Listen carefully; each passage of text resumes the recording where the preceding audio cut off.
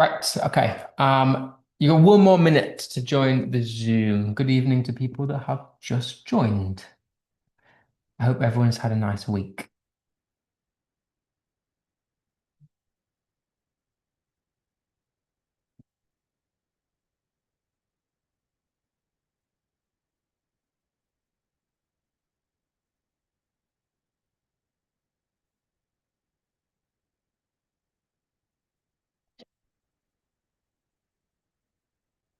Okay, right.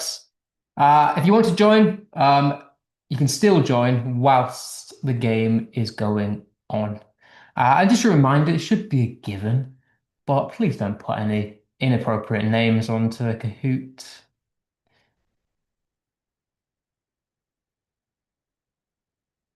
Okay, right. We will make an official start then.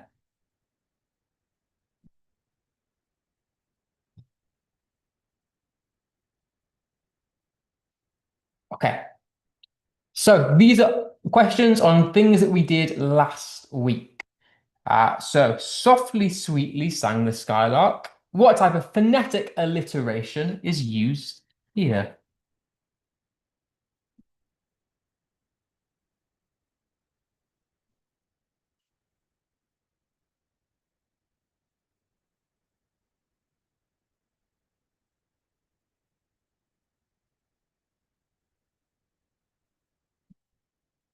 Lovely. Most of you noticed the repeating S's. That is our sibilant sounds.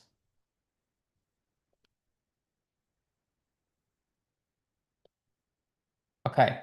So thinking about the same quote, how does that alliteration affect how we view the bird? Why do those sounds have an effect? And what do they make you think about the bird? Think about what emotions it might make you feel, what it would tell us about the bird by having those softer sounds. Lovely. Yeah. If you ever get those softer sounds, it's either one of the two extremes. It's something gentle and something delicate, or it's something sinister. In this case, it's gentle.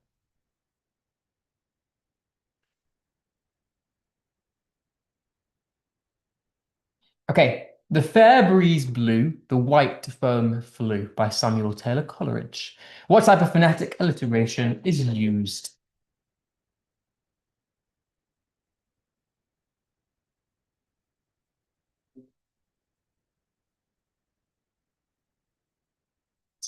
I can see the confusion. What I was going for were these plosive Bs. And what I should have done really is allowed the fricative also, because there are some F sounds. Earlier, me didn't think about having two options. I was focusing purely on the Bs, so I do apologize. But yeah, fricative would technically be correct also.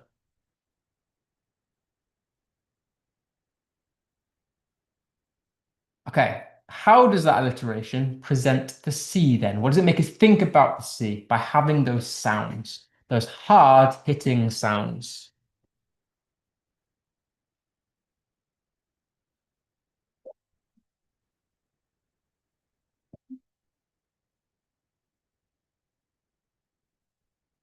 Lovely. A couple of you went for calm and gentle. A person went for motionless and silent. The reason it's chaotic and lively is because those sounds, the B's and the F sounds, are quite violent and aggressive when you say them out loud. And the sounds mimic that energy that the sound creates.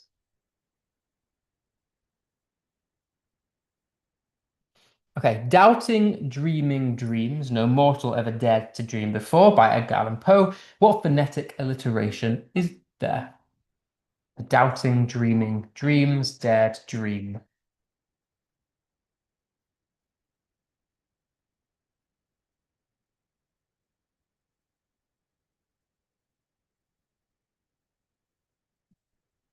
Ooh, a few variations in answers. It is plosive. If you have a D sound, that's within our plosive realm. So our Ds, our Bs, our Ps, are all plosive sounds.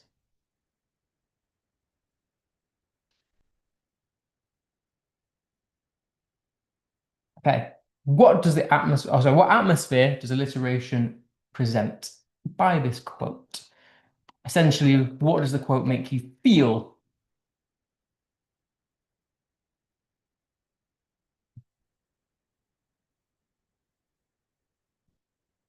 Nice. It is mystery and imagination.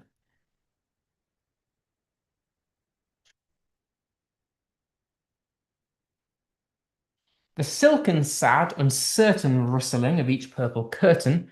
What phonetic consonants is used here? Just remember, consonants are the sounds within the words rather than at the beginning.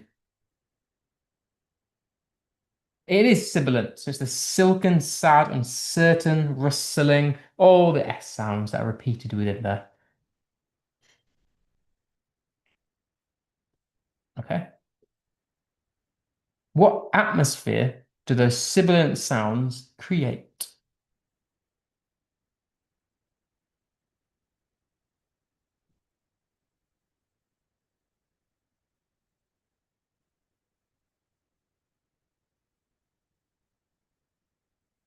Ooh, a lot of you went for melancholic, and I put this in there purposefully to trick you because I do get that they do sound quite sad in a way.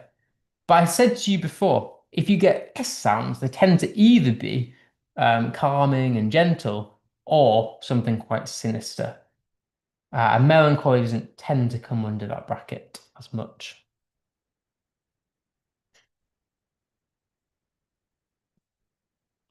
The cold, cruel claws of winter crept across the land. What type of alliteration is this?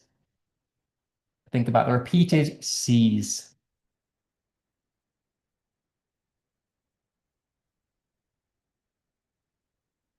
Lovely. Remember, if it's a C, an F, a T, or a V, they all appear within the word that they are, or within the word of the group that they are in.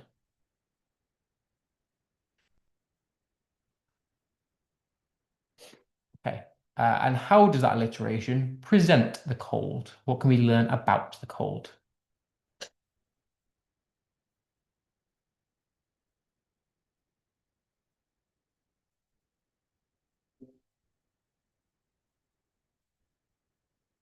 Okay, it emphasizes harshness and menace, making the winter seem threatening. So yeah, if you ever get fricative sounds, they are quite chaotic, quite harsh sounds, and they tend to mimic that feeling of chaos.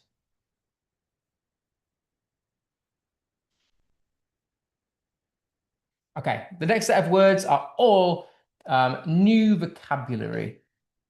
So words that hopefully by now we're starting to learn. Which word means empty, lonely, and without light?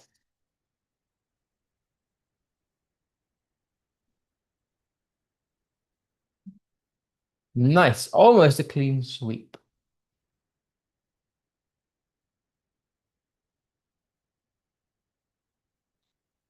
Okay, which word means worried or nervous?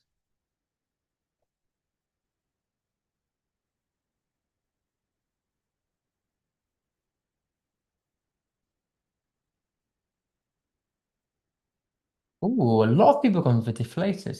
If you're deflated, you're sad more than you are worried or nervous. To be deflated is a low energy, whereas apprehensive is the one that means worried or nervous. To stare angrily, which word means to stare angrily?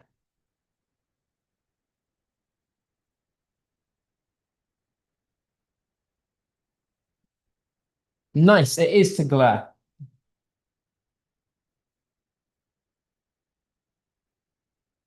Okay, which word means to be very confused?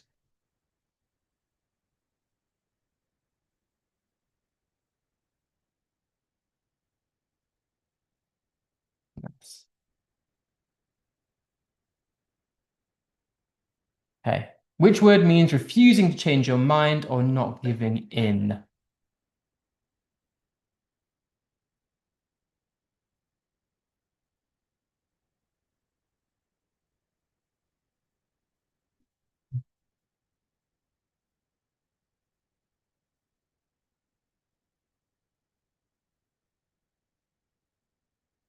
Okay. Most people got this. It is adamant. A couple of people went for tentative.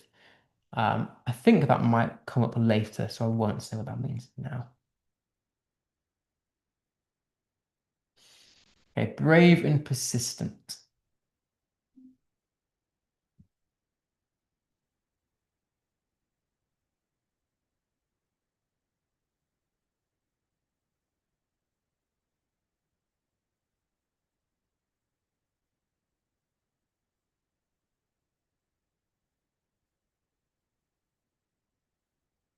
Ooh, okay. Most people went for reckless or amiable.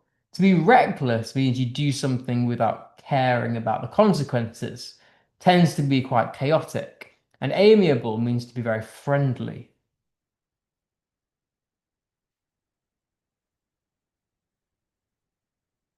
Okay, a tendency to believe things too easily.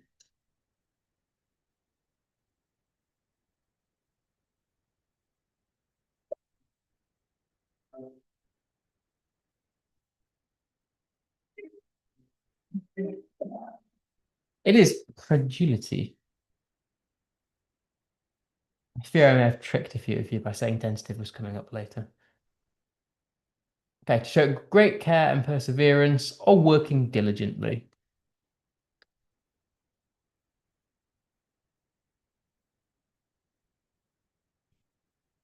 Again, I hope I've not fooled people.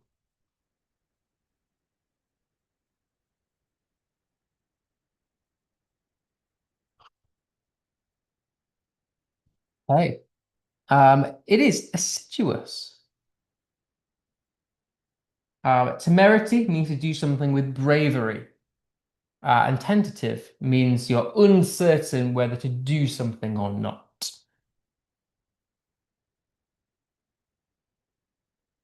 Okay, beating or throbbing strongly.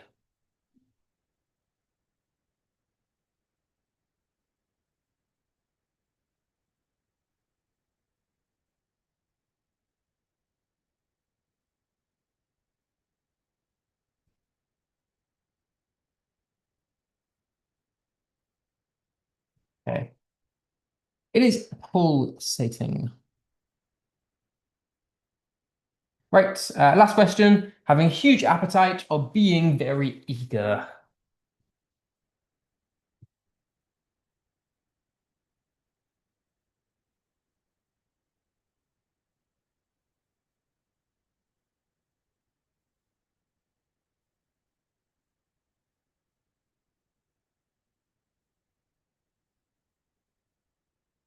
It is voracious. Right, let's see how you have done and who has won this week.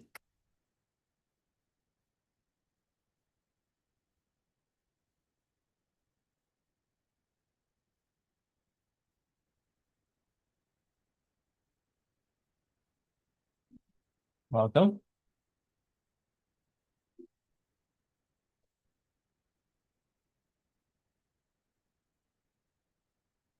Right, on to what we're actually going to do this week. So we're continuing for one of our final weeks looking at picking apart different language devices. Last week we looked at consonants and alliteration. This week we're going to look at repetition and the rule of three and how using these might affect how we interpret language. I just wanted to bring your attention back a few weeks just to remind you about connotations, because these two techniques rely on connotations. And if you remember back, a connotation is just the meaning that a word holds beyond its literal definition.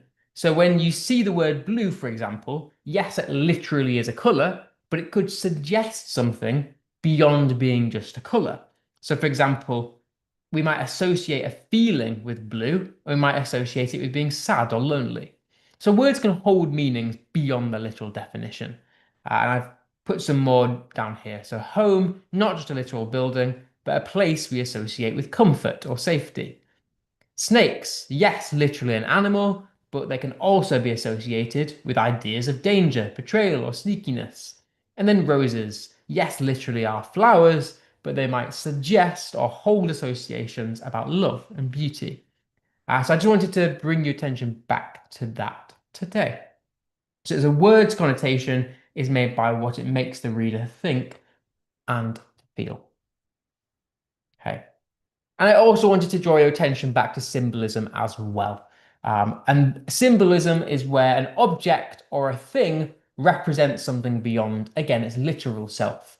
And ones I've given you, these are famous examples of that we've looked at previously. Things like the conch shell in Lord of the Flies. Yes is a literal shell, but it also represents ideas of law, order, and civilization. Blood in Macbeth, if you've been to my GCSE sessions. Yes, it is a literal liquid that comes from inside the body, but it is representative of ideas of guilt, violence, moral corruption. So things can represent things beyond their literal interpretation. Okay. Just to check, can everyone hear me, by the way? Someone said they can't hear me.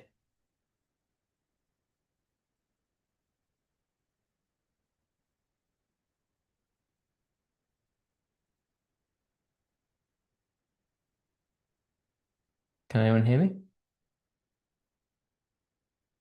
I'll take that as a yes, because no one else put anything into the chat. Cool. Yeah, other people can. Cool. Just wanted to make sure. Okay, so on to what we're going to do today then. Thinking about the connotations in symbolism, we're going to look at repetition. Hopefully by now, you should know what repetition is. It's when we repeat words. We use words or phrases more than once within a sentence or within a paragraph. And why do we do this? Or why do writers do this? Well, firstly, it makes things easier to remember. It can also create rhythm. But the reason I want to explore with you more today is to emphasize ideas or emotions. So writers pick specific words and phrases to repeat, to use more than once, because they often want to get a point across to you. And they want to use those words to emphasize that emotion or point that they want you to think and feel. So, for example, the famous song of Christmas, Let It Snow, Let It Snow, Let It Snow. We all know that because it's a memorable song. The fact that it repeats the words makes it more memorable.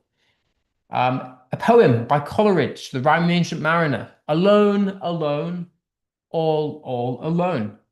There, they might use those words to get across themes of isolation and feelings of entrapment.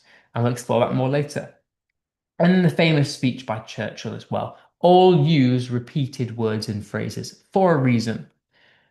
So again, I just want to reiterate to you, why do we use it? To emphasize. The writer often wants to get across important themes or emotions to you. So you can't just bypass them or ignore them. And as part of that, they often want you to make you feel a certain thing. So it often intensifies feelings that they want you to feel, whether that's anger, fear, passion, whatever that is. Repetition gets you to feel that thing. Often, if it's within non-fiction, they might use it to persuade as well, to reinforce a message or an argument. And then structure as well. It builds coherence within a text. But the one that I really want to focus on are these two up here, to emphasize emotions and thoughts and messages and to evoke emotions. So, some famous examples from literature. I'm going to go through some with you. Stopping by the Woods on a Snowy Evening is a poem by Robert Frost. And within that poem, he says, "I'm miles to go before I sleep, and miles to go before I sleep." There's a reason he has repeated that line. And in this example, it's to get across a feeling of weariness, that is getting towards the end of his life, and he's perhaps getting tired. So the repetition there conveys that sense of tiredness, that sense of weariness, that giving up feeling. So that's a good example from literature of how they want to get across emotions to you, whether that's about how the character's feeling or whether that's how they want you to feel. Thinking about Macbeth, if any of you have been to my GCSE sessions, he gives a famous soliloquy in which he says, "Tomorrow and tomorrow and tomorrow." And he chooses to purposely repeat the word tomorrow. And it's there to emphasize feelings of despair. By having that repetition of the and tomorrow, it slows the pace dramatically. And that's there to purposefully mimic a feeling of dragging time, of slow time, in order to emphasize the feelings of meaningless within his life. And so you could use repetition to slow down the pace if that's what you want to mimic or get across to the audience. The Old Man and the Sea by Ernest Hemingway. But man is not made for defeat, and man can be destroyed, but not defeated. He purposely repeats the word defeat within several variations, but it's there again to emphasize a point. By repeating the word, he's sharpened the feeling. He says it's not made for defeat, it can be destroyed but not defeated. Purposeful repetition to contrast what comes after it, in order to sharpen the themes that are there to make you feel and think a certain way. London by William Blake, another poem. In every cry of every man, in every infant's cry of fear, in every voice, in every ban. Notice every, repeated 5 times. And that repetition is there to echo a feeling of universality. In this particular example, if you haven't read the poem, it's there to emphasize suffering. It's there to emphasize the point that everyone experiences pain at some point in their life. And that pain is often inescapable. So by having that repetition, it emphasizes that feeling of being inescapable from your suffering. So repetition does a lot of things. And then finally, The Bells by Edgar Allan Poe, to the swinging and the ringing of the bells, bells, bells, of the bells, bells, bells, bells, bells. By having the many repeated times of saying bells, it's almost emphasizing and mimicking the feeling or the sounds of ringing the bell itself, which he used to represent growing madness. But there's 5 very different, varied examples of why and when a writer might use repetition, whether that's to get a feeling across, whether that's to understand a character, whether that's to get across a theme or a feeling, whether that's to help us imagine the scene and to get us into the scene with the character. Many different reasons you'd use repetition. And I also just wanted to remind you of this acronym here. If you're ever struggling to describe the effect of the reader, I would recommend trying to use at least one of these words. So consider, how does the writing make you feel? Is there any questions that it makes you ask? Does it allow you to understand anything about the characters? Does it link to any themes? Does it make you think a certain thing? Does it help you to sympathize with characters and things? And I've included some examples relating to repetition. So, for example, repetition can intensify emotions to make you feel a certain way. It can draw attention to questions. It can highlight important ideas to help you understand characters and things going on. It can encourage deeper thinking, and it can help you increase your empathy for characters by emphasizing their emotions and struggles. Okay, so like we did last week, and like we have been doing, we're going to go through some example questions which I've divided by the acronym faults. I'm only going to do 15 minutes of these because we've got to look at rule of 3 as well. But I also just want to remind you of atmosphere, which we looked at 4 or 5 weeks ago now. And it is a language device in itself. It's just the overall feeling or the mood that's created. So, a brief reminder. So, as always, I love these sessions because you're also willing to write in the chat, and it's so nice. So, I'm going to get you to put in your answers of things that you come up with for this. Thinking specifically first about feelings. The quote is from Jane Eyre by Charlotte Bronte. Reader, I married him. I married him. What words are repeated? What atmosphere is created? And how do you think the character is feeling? And what does the repetition make you feel as the reader? Again, as always with English, there is no completely wrong answers, as long as you can justify and support your reasoning. So, specifically, what is repeated? it is this bit here. I married him, I married him. That's a repeated phrase here. How do you think this character is feeling if they repeated that line? Why might put yourself in their shoes? Why might you repeat that line if you were in their shoes? Someone said happy, excited, pleased, loved it. Yeah, definitely. Definitely a positive feeling for that repetition. Almost this excited puppy repeating the phrase. What does the repetition make you feel? How do you feel about that character or that they're going through that happiness phase of their life? Does that make you feel anything for them? Um, Happy because she has a partner, shows immense joy. Makes me feel like they're lucky. That's a really nice one. I really like that. Makes me feel they're lucky. Good for them. Yeah, you might feel really good for them. I like that as well. Someone said love. It makes you feel happy and excited and close to her. Yeah, lovely. All of those. So I said heightens the emotional impact, making the scene feel joyous, triumphant. So somebody said excited. Repeated phrase mirrors Jane's excitement and relief. So yeah, someone said excitement. Somebody said pleased, happy, joyful, and helping the reader feel her happiness and satisfaction. So yeah, I think you're all within the right lines. I think if you said anything about love, that's great. Excitement, happiness, any sort of positive emotion, I think would have been an acceptable answer for this. Okay, what about something very different from a poem by Emily Dickinson called Because I Could Not Stop for Death? And I had put away my labour and my leisure too, for his civility, and I had put away my labour and my leisure too.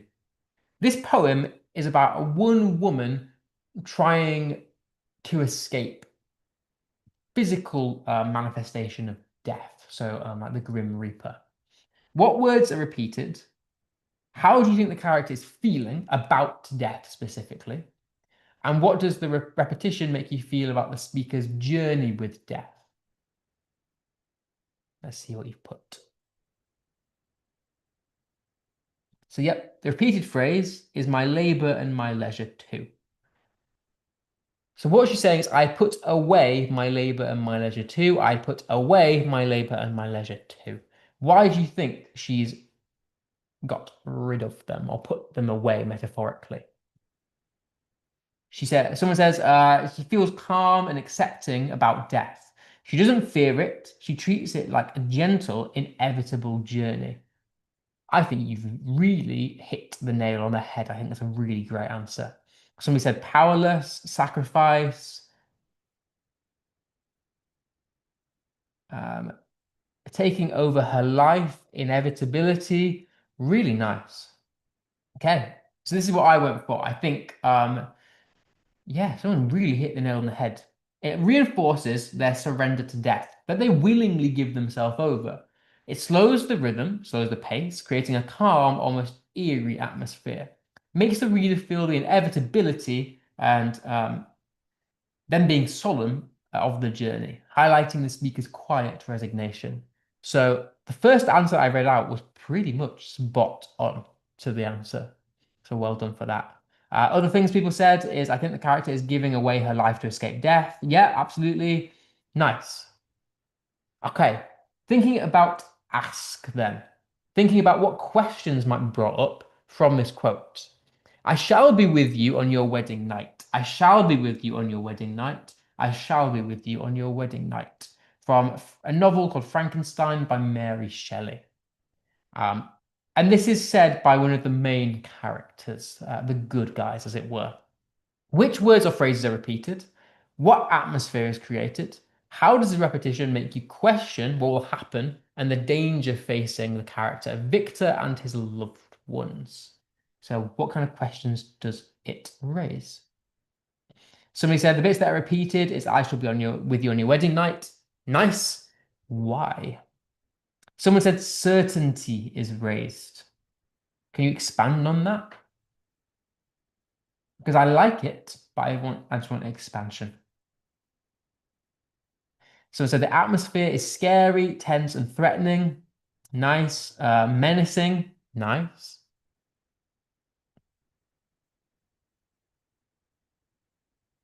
what is the effect of the repetition? I would argue almost makes me focus on that, like the writer's trying to tell you something. Sound is going down. I can really hear it. They seem sure that they'll marry them. The monster might be threatening. The family is in danger, adamant and willing. They seem sure. Victor and his loved ones will face death, harm, and suffering from the creature. The repetition of the line makes you feel frightened, tense, worried, as it emphasizes the creature's threat. Oops. Yeah, I think very similar to that. It makes you feel the threat. So anything about this threat is I would also agree. It feels unavoidable, quite urgent on the repetition. Draws the reader's attention, makes them ask questions about what's going to happen. Who will be affected? How will Victor respond? Creates suspense, foreboding, engaging curiosity and concern. But I think um, the mention of being frightened or tense and worried, I think, is great as well. And I wish I'd put that in. Okay. What does the repetition make the reader understand? Is there anything that we learn about the character from this quote? So, Alice's Adventures in Wonderland by Lewis Carroll. Curiouser and curiouser, cried Alice. Which words and phrases are repeated? What atmosphere is created? What does the repetition help you understand about Alice's reaction to Wonderland? What does it tell you about her feelings and the strangeness of the world that she's in? I know it's quite a short quote, but we can pick things out of this. Those words tell us something.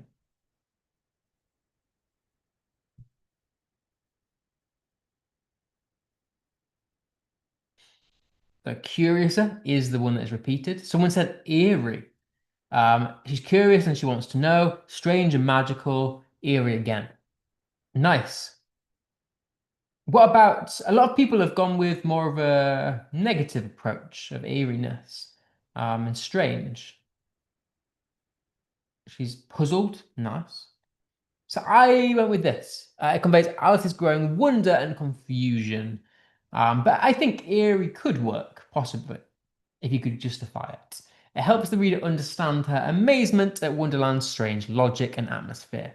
The increasing intensity reflects her emotional and cognitive experience of what is quite a fantastical world. But I think puzzled is a great way to put it as well.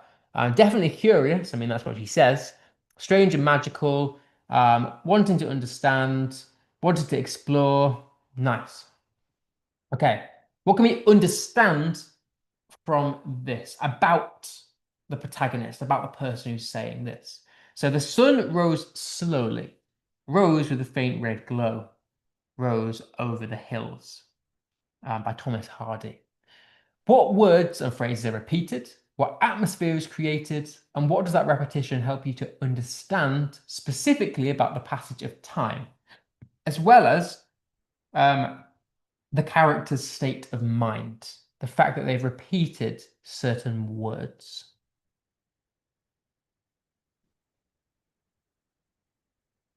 Have a think about that.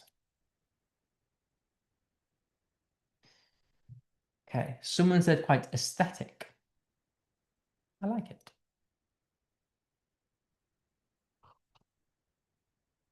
Well, I think the things that are repeated here is that it rose, rose, rose. Why do you think the writer has specifically chosen to repeat that verb of rose to tell us that the sun was rising and changed the settings? Because I guess a key to repetition is also focusing on what changes. Because things stay the same, the words are repeated, but equally, other things change. So why do you think that writers changed where the sun or how the sun is actually rising? So someone says it might show hope. Nice. Um, Impatience. Okay. What about the passage of time? Does that quote affect the pace or the speed of the sentence, do you think? Someone said quite beautiful. I would look at the speed of that sentence. The sun rose slowly, pause, rose with a faint red glow, pause, rose over the hills. How might that how might that show you what our character is thinking about the sunrise? Does it anywhere reflect his mental state? Someone said breath being taken. I like it. On a metaphorical sense, I would agree. Okay, I went with this. I think repeating rose emphasizes the passage of time of that scene. I think it slows the pace a little bit, allows the reader to understand the gradual transition of the morning, almost like we're there, experiencing it. And I think it shows that the character is feeling quite introspective, quite contemplating a lot, almost quite reflective. And I think the pattern draws attention to the changing environment, the fact that those are the things that are changing, as if we are experiencing his thoughts as he has done. I think that's a really nice nuanced way to use repetition because it also places focus on what changes and really helps us to understand the character's mind a little bit. Okay. Um, we won't do that one because I want to move on to rule of three. But we will do is this last one here, thinking about sympathizing. Alas, alas, that I should ever see such misery. From a book called The Happy Prince by Oscar Wilde. What words and phrases are repeated? What atmosphere is created? What are your associations with the word alas? And how does the repetition help you sympathize with the prince? What does it reveal about his emotions and the suffering he witnesses? He says that I should ever see such misery. So this is a little bit harder, but I want you to think a little bit of how we could possibly sympathize and feel bad for him.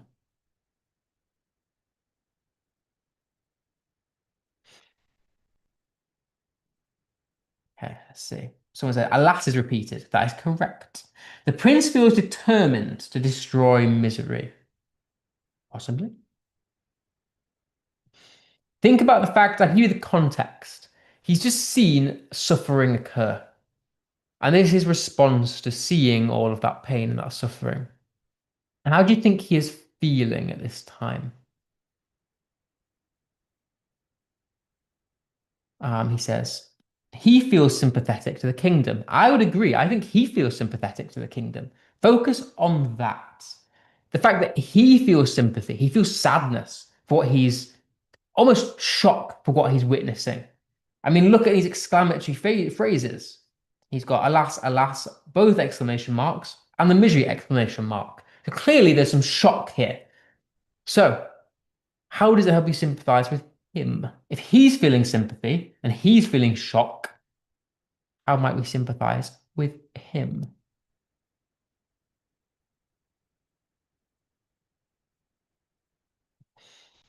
Okay.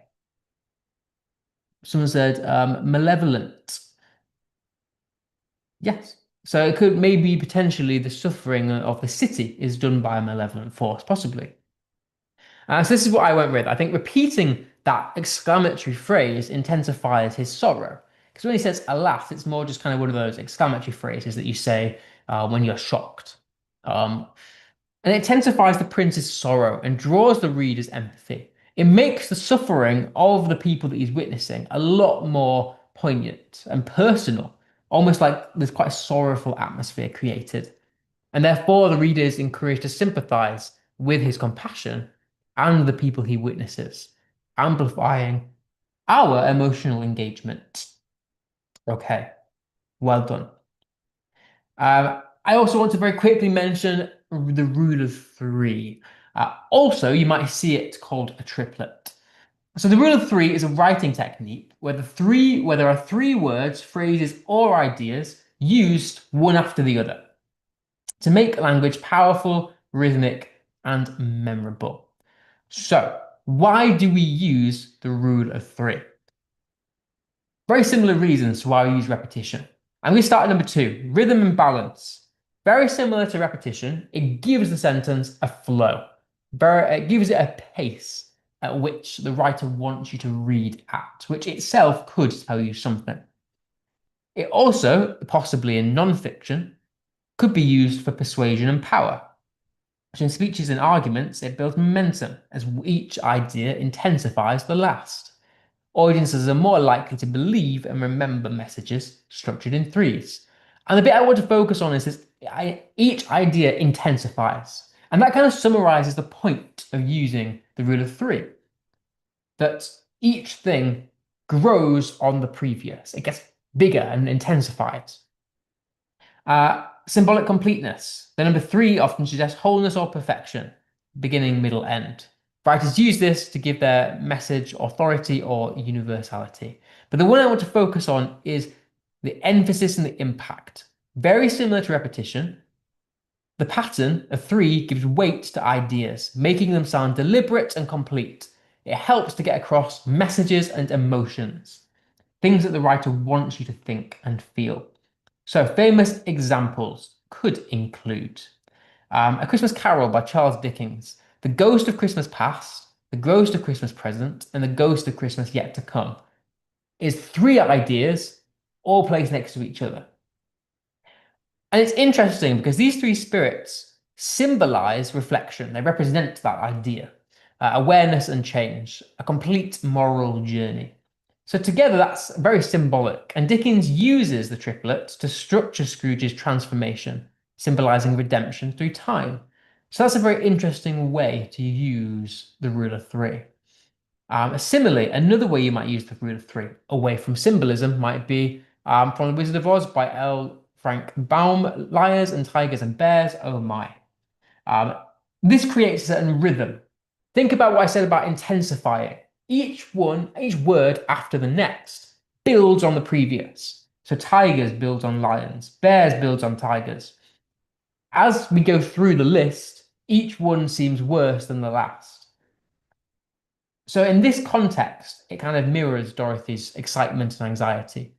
That's a good example of how you can build on the last word, that it intensifies what comes after it. So lions, tigers, and bears gets worse as you go down. So it emphasizes that anxiety, that fear that's created. And then from Jamaica Inn by Daphne du Maurier, the coach trembled, swayed, and rocked. That triplet of verbs creates a rhythmic, almost cinematic motion, immersing the reader in an unstable journey. So each verb builds upon the last. Trembled suggests unease, swayed instability, and rocked complete loss of control. And the rule of three mirrors the physical instability of the coach and the emotional tension of the scene, foreshadowing danger or uncertainty. So another good example of how each word can build onto the last to promote a bigger idea that's more intense than the one before it. So in this sense, yes, on a literal level, it's telling you the coach is, well, trembling, swaying, and rocking. But on a symbolic level, it's conveying instability and a loss of control. And each one builds on the last to build that sense of loss of control, or builds to a loss of control, I should say.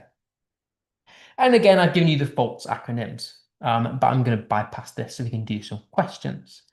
So, very similar to what we just did. Here's some more questions, specifically about the rule of three. So yes, this lesson finishes at 1/4 past, or potentially 10 past if you finish early. How does the triplet make the reader feel, first and foremost? Vanity and pride and arrogance are all alike. That's from Pride and Prejudice by Jane Austen. What do these three qualities, or what three qualities are repeated here? And how would this rule of three affect the tone, the way in which these qualities are said? And what does it make you feel about the character who's being described as these three things? So have a think about that.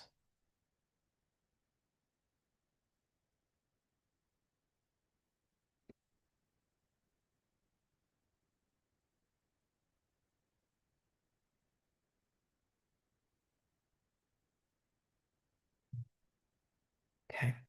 Someone said having a big ego, possibly, very nice. So firstly, what three qualities are in tandem here?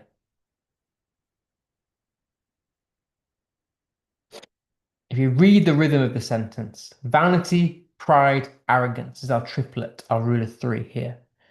And how does this affect the tone, the way in which the writer says these things? Um, so yeah, just to recap about triplets. The rule of three is when you use three words or ideas one after the next, and each one should build on the one before to convey something symbolic. Yes, it just finished at 1/4 past. Okay, no ideas for this one. You've gone quite quiet, and there were so many people putting in answers to this before. How does it make you feel? There's no wrong answers to this. How does it make you feel about somebody that's being described as vain, full of pride, and arrogant? So, if you're full of vanity, it means you're vain, which means you basically love looking at yourself. You love yourself.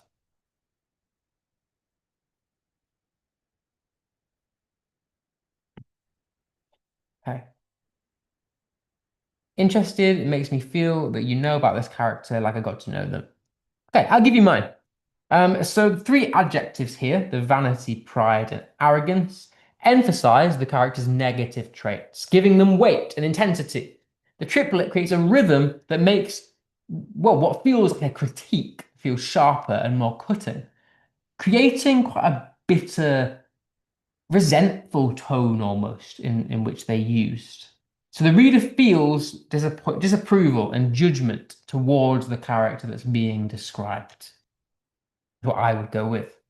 Okay, thinking about understanding then. What can we learn from this quote here? Fear, greed, and treachery ruled the pirate's heart. From Treasure Island by Robert Louis Stevenson. Firstly, what words are within the triplet, then what atmosphere is created, and how does that triplet help you to understand the motivations and the life of the pirate that it's describing?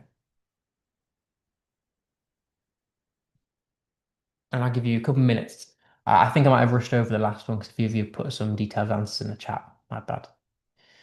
Someone said eeriness. I like that. What does it? Can we relate it and link it specifically to the pirate that it's describing? What it might tell you about what motivates them and what their life is like, purely by the use of those three words.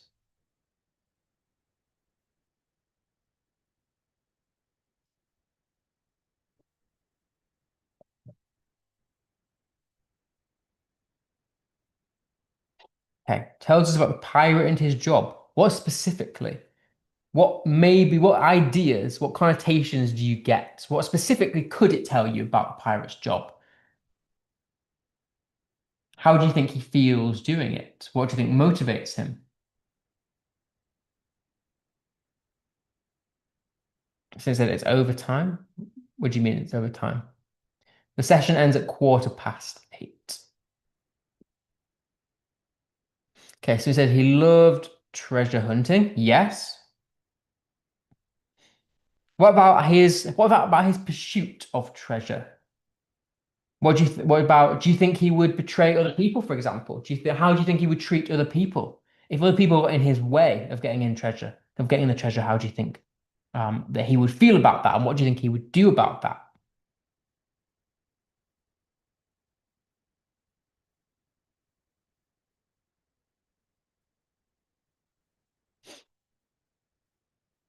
Someone said, I think he is corrupt.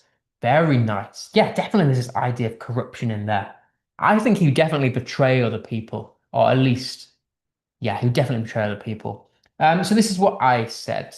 I think the triplet highlights the three key traits that define him. Fear shows his constant anxiety, greed drives his relentless pursuit of treasure, and treachery reveals his willingness to betray others. So using the three words together emphasizes the pirate's motivation and mirrors the very dangerous and almost unpredictable nature of his life.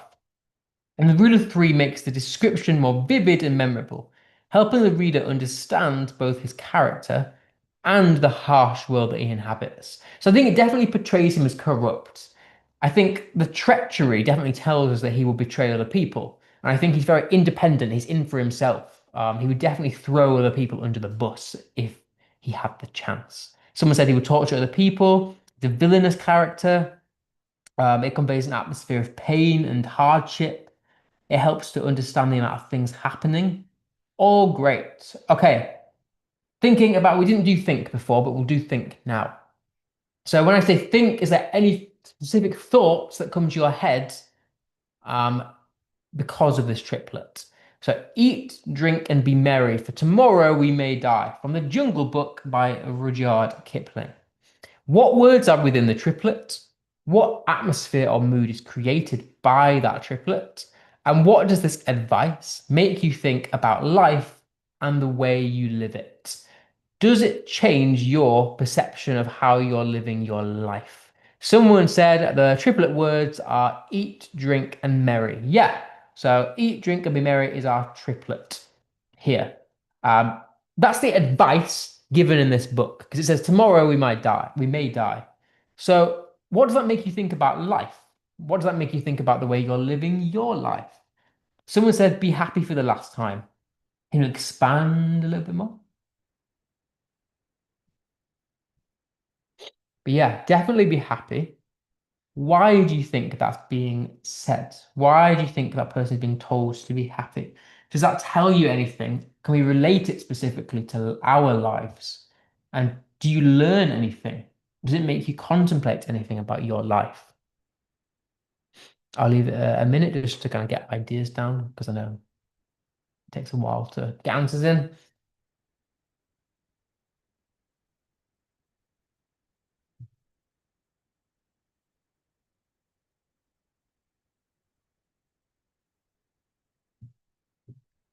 As someone said, I think whoever said it is a wise, intelligent character, saying that life has no point as everyone will die anyway. Yeah, I think very much so.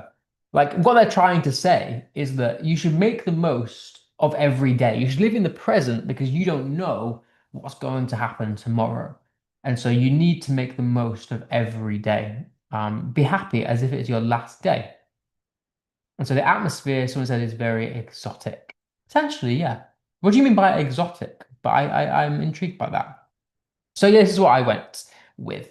The triplet makes the reader think about the fleeting nature of life and the importance of acting in the present, creating reflection on mortality and choice. The atmosphere is a joyful reflection, making us realize how great life can be and the importance of enjoying every moment. But it's meant to say every moment.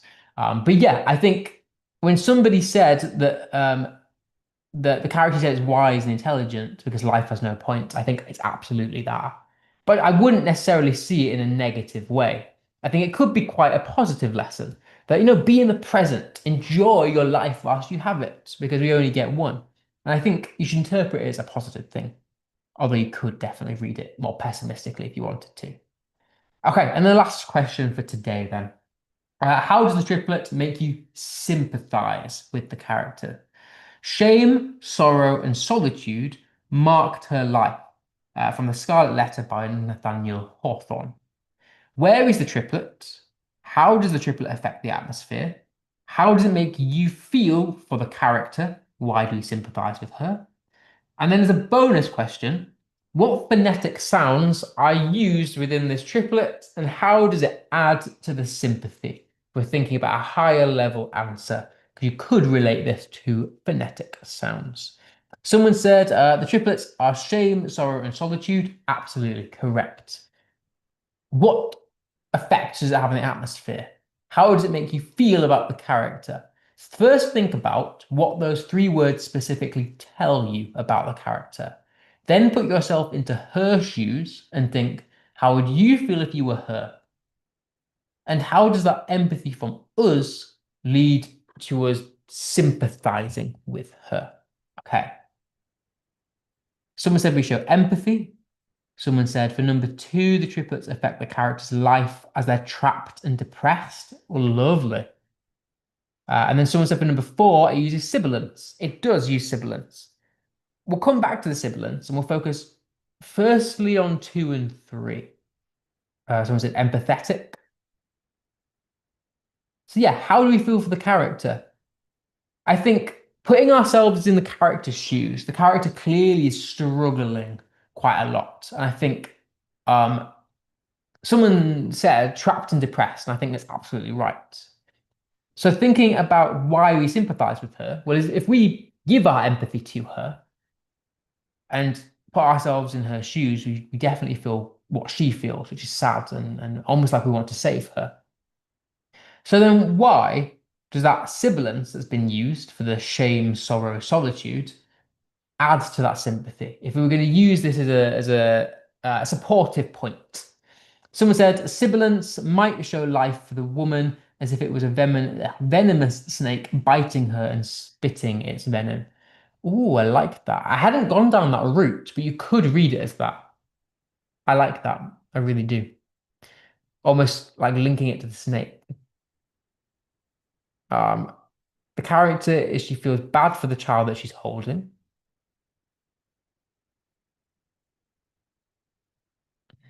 Nice. Okay. Yeah, I think we're getting some great answers. Definitely a feeling of being entrapped and being oppressed. Therefore, we sympathize with her because we can see her life. And then we get this sibilance as well. This is what I went for. I said the triplet builds a sense of oppression. I think somebody said trapped, showing the depth of her suffering. And the rule of three intensifies that emotion by kind of adding onto the last one. So sorrow is worse than shame, solitude is worse than sorrow. It builds, therefore making the reader feel sympathy and the weight of her isolation. And that sibilant alliteration creates that soft sound that mimics the fear and the sadness she feels. And somebody linked it to the snake, which I think is a really nice nuanced way of looking at it. Okay, right, that is us done for today. There is no homework this week because we do not have a session next week. So next week is a week off. So don't show up because I won't be here. Um, so yeah, no session next week, but in 2 weeks' time we'll resume. But I'll stay around for a couple of minutes before we move on to our GCSE session in case anybody wants to ask me any questions. But you're welcome to stay for GCSE as always. Otherwise, have a nice 2 weeks.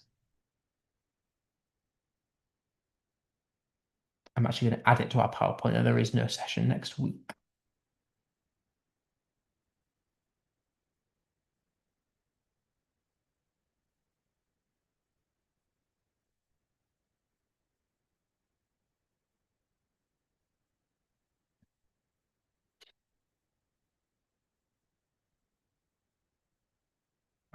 So next is GCSE. Somebody said, in GCSE paper 2, the comparing question, can I do a list? Is this specifically for language? I think it's probably what you're referring to. I would not do a list. For when normally you have to tell me the exam board, but I'm purely thinking of AQA here. When you have to compare the texts, what it's looking for is not just what is different, but the reason it's different. So think of our point evidence explain structure. So when you're comparing text, they want you to say how this difference makes the reader feel. What do we take away? Think about our faults acronym. What do we feel? What do we think? What do we sympathize? What do we understand? And then the reason that the writer has, or the writers have done things differently. What things can we get from each one? So lists won't get you very high marks because um, they're marking you on your ability to explain as well as pick out literal differences. Yes. It's more geared towards 10 and 11, but year 9, we might find it helpful. Both. There's no session for both next week. I'm not here. Okay.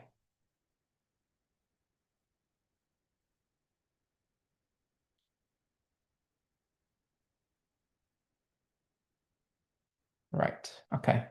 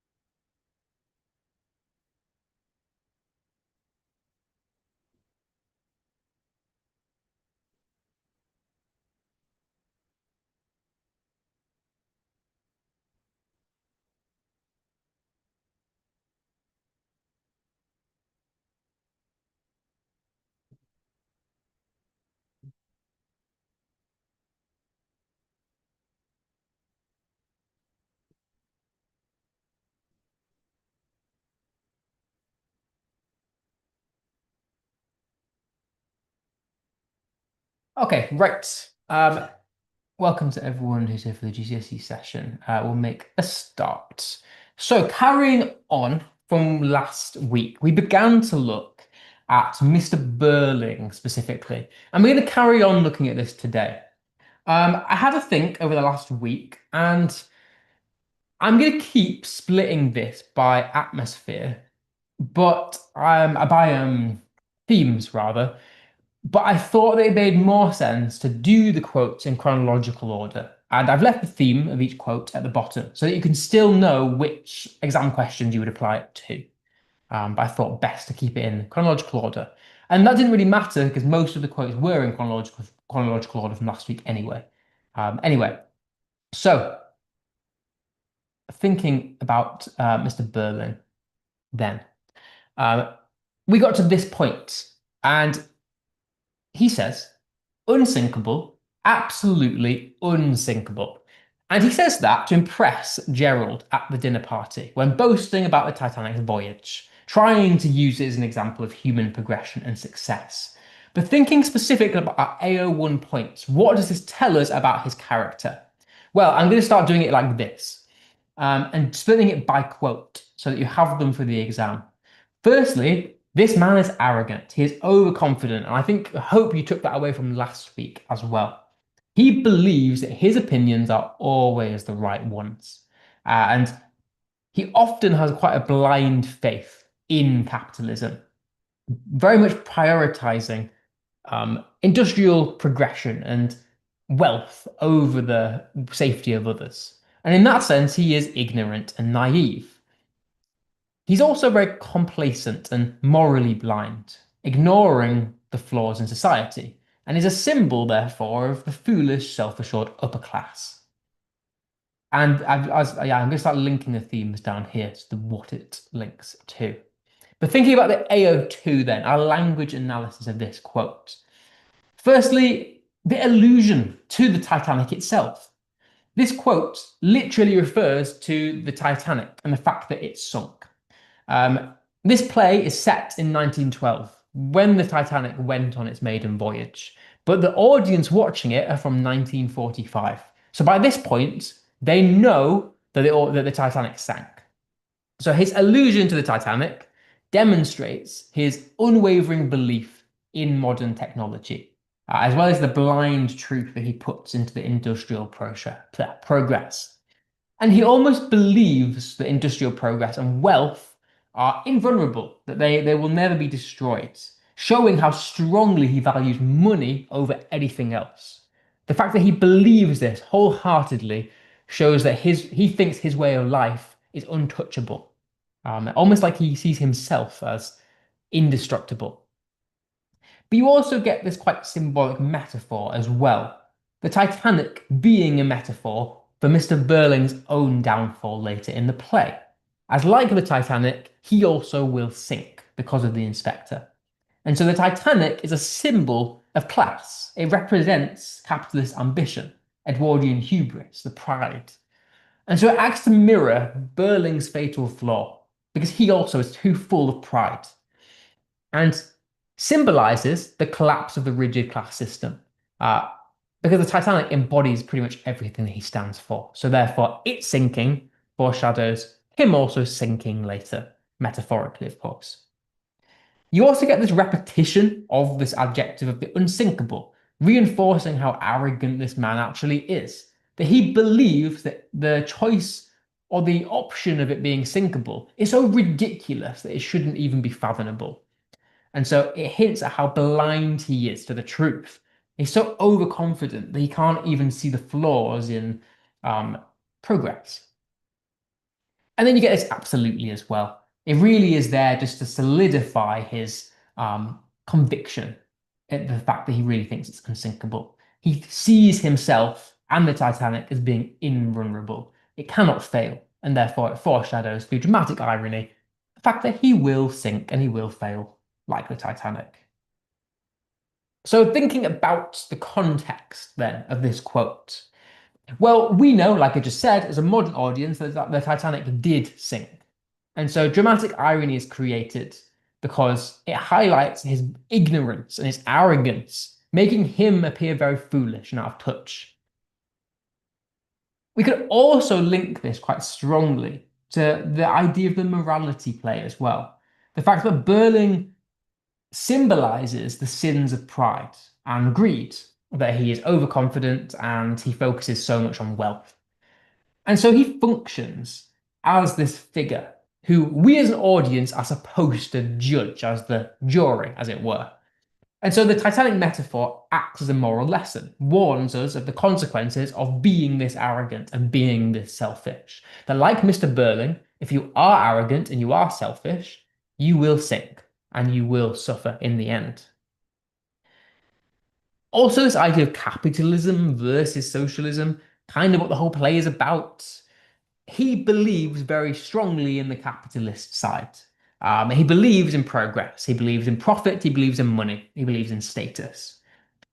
And that very much contrasts to the writer's socialist ideals, that he believes everybody should be cooperative and accountable, not reliant on self-interest or arrogance. And so this quote directly shows us that Mr. Burling is flawed as a character, therefore highlighting the moral message again. By exposing his complacency and his moral blindness. And the Titanic mirrors this belief that social hierarchy and capitalism are unassailable. Priestley critiques this mindset, encouraging social responsibility and collective morality. Okay.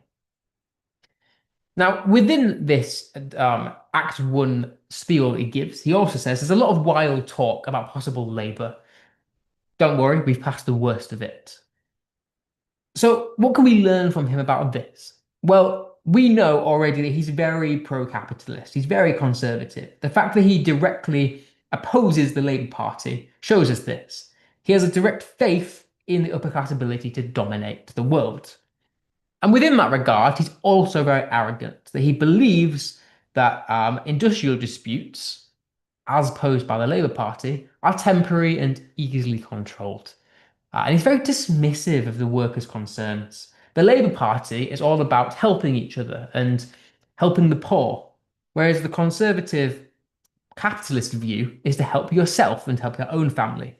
And so the fact that he directly opposes the beliefs of Labour shows us that he's self-serving. And we can link it to these themes down here. So how could we analyze this quote? He says there's a lot of wild talk. Within that, there's a very dismissive tone. He's very patronizing. And the fact that there's a lot of like plosive and fricative consonants within this line really emphasizes that. Because if you remember back, we only tend to use harsh sounding vowels if we want to mimic chaos and something hard hitting.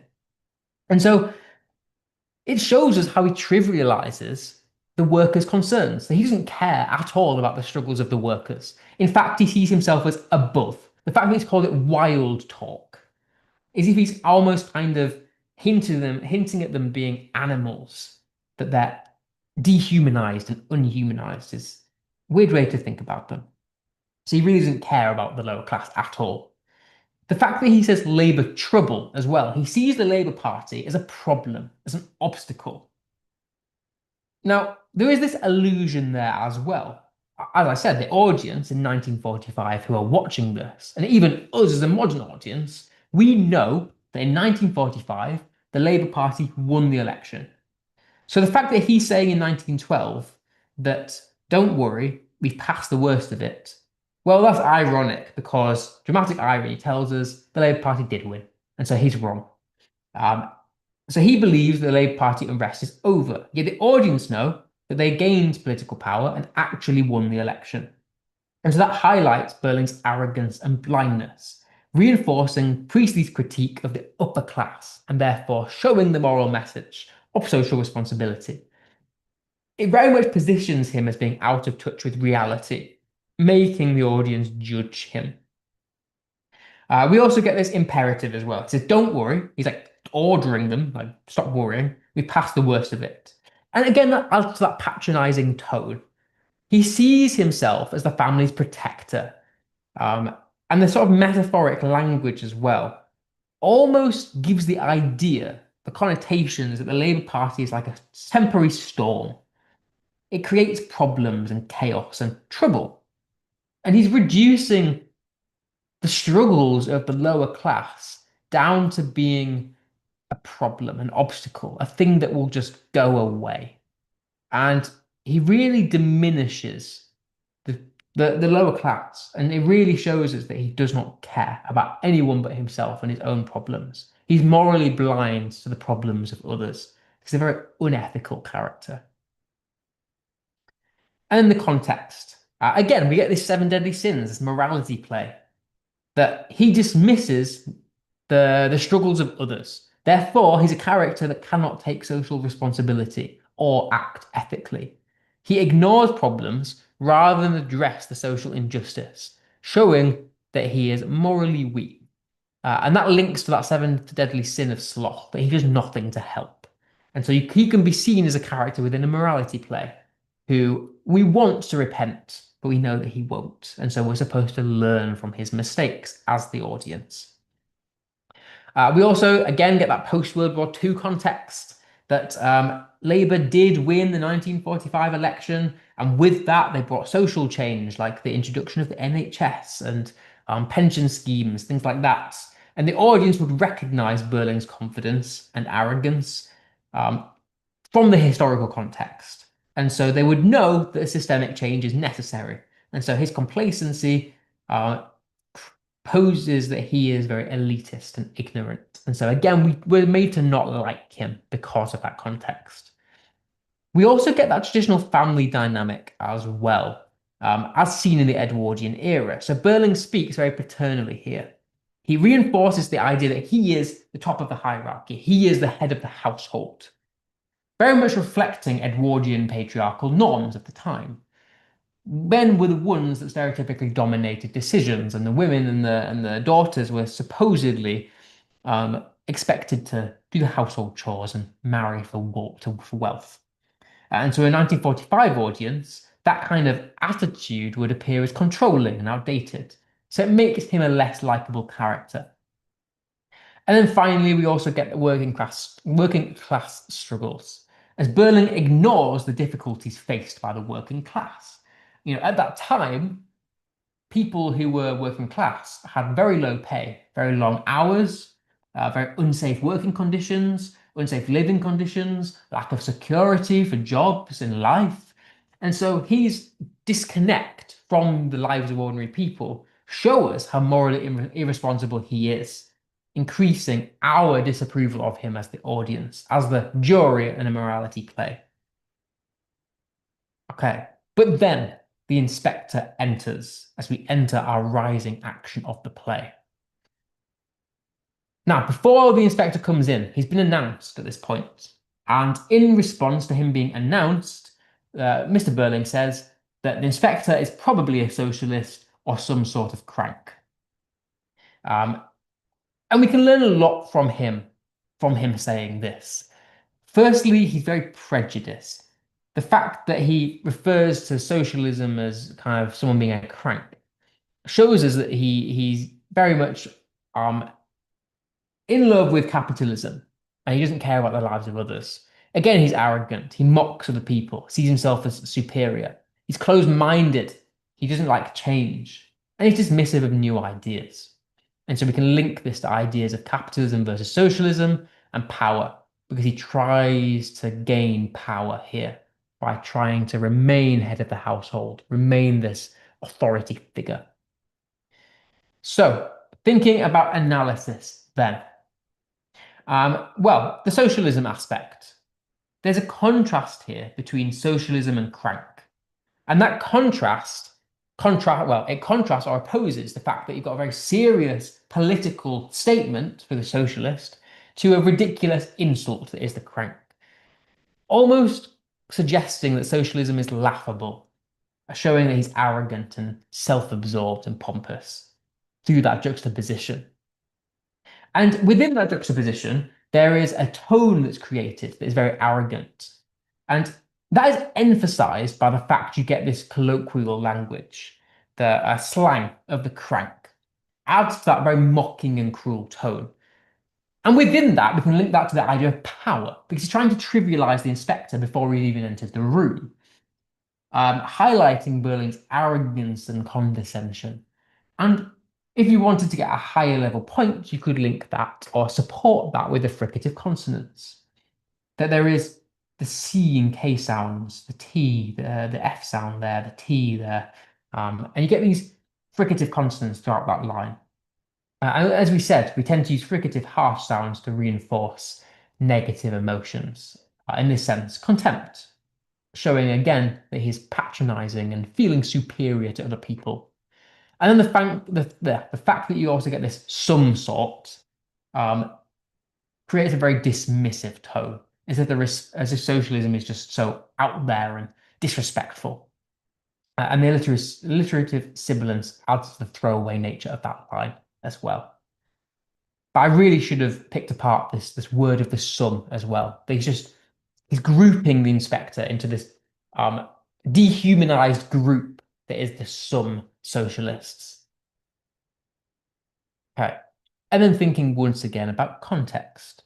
Well, we get the Edwardian social class coming into this. His language clearly demonstrates arrogance of class. He thinks he is superior to everyone else, that his ideas are the best, that they're right. And so it shows the gap that there was between the rich industrialists and the working class ordinary people of 1912. Again, you'll find this a lot. We can link him very heavily to the idea of the morality play, because he is clearly a character who represents sin, particularly pride and arrogance, mocking ethical or communal responsibility, presenting him again as a character in a morality play, whose moral failings are to be judged by us, the jury, the audience, to emphasize that moral message, I should say. And then you also get the rise of socialism, in which Edwardian Britain, socialism was gaining traction, let's say, beginning to challenge capitalist hierarchy and the rigid class system. At the time, you got things like trade unions and protests beginning to happen as the Labour Party were gaining influence, which was a threat to the power and the privilege of industrialists like Mr. Berling. And so he was probably quite scared, really, of this progress. And so his mockery is really indicative or mirrors his fear and resistance to social reform. And then you also get the audience impact if we're thinking about the effect on the reader or the audience. And within this post-World War II audience, we were aware, or we are aware, of the need for collective responsibility and social welfare. And so this audience would recognize Berling's arrogance, and we would disapprove of it and dislike him because of it.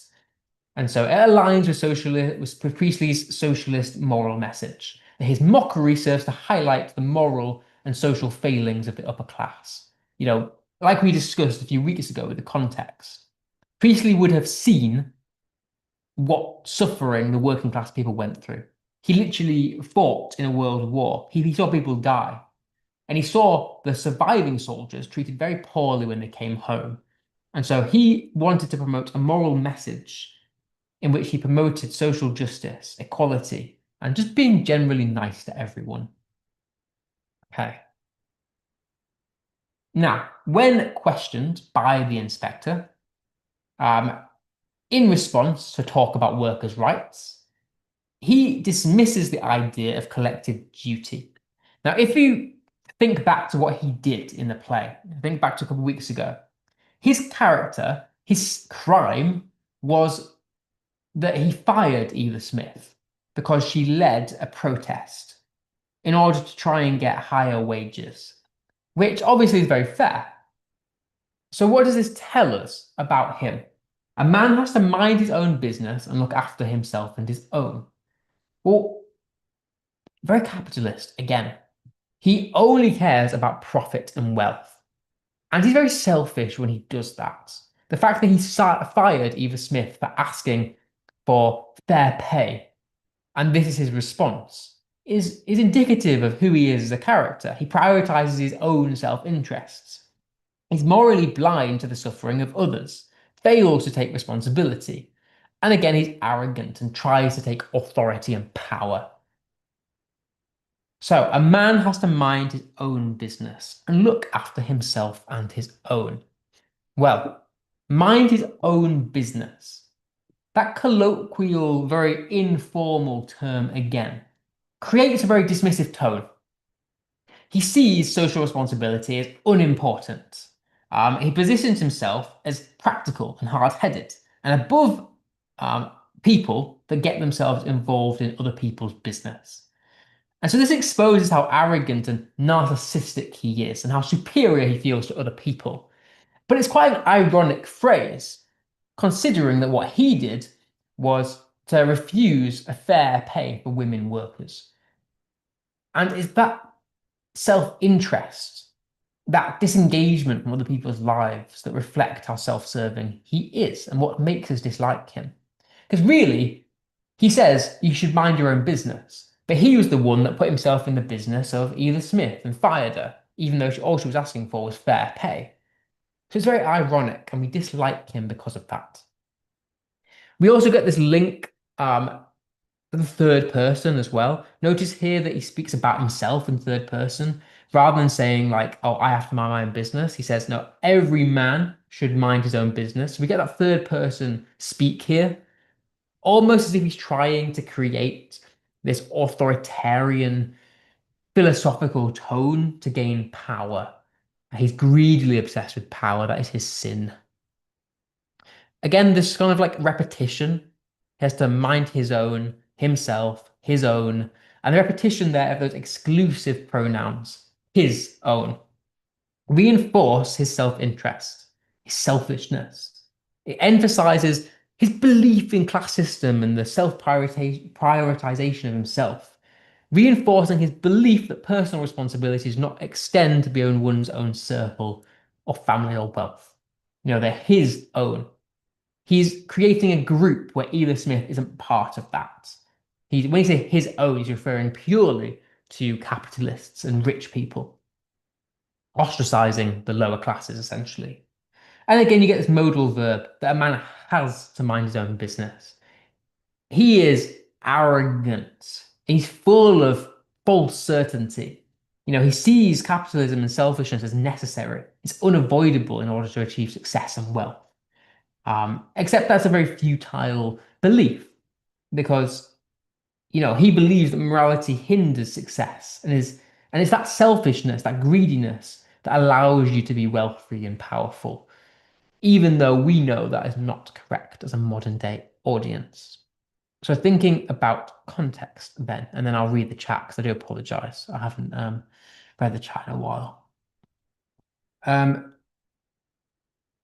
actually quickly read them now because there's a couple of quotes relevant here.